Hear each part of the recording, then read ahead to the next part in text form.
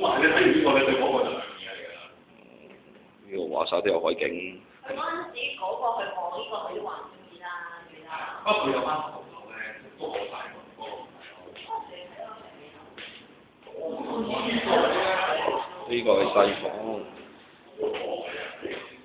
細房咧基本上都係全海景。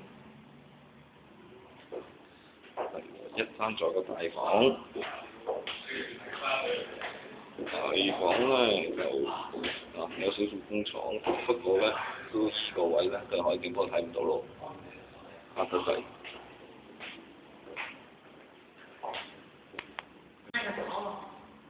啱啱俾我講話。佢之前都開沙龍嘅。佢應該幾想買，因為點解咧？我原來經文有裝修過啦。佢呢度買幾耐啊？第一手喎，嗰張契好靚。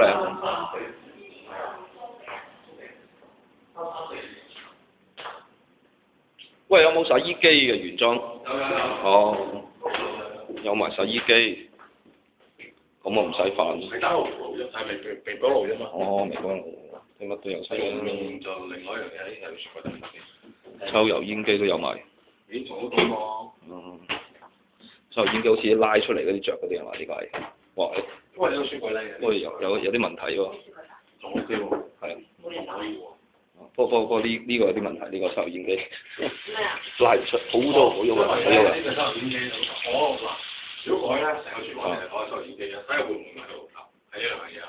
爐頭。因為爐呢隻就夠準都少少㗎咯，不過可能都 OK 嘅仲。抵啊！唔煮係啊。但係抽油煙機換都換得好。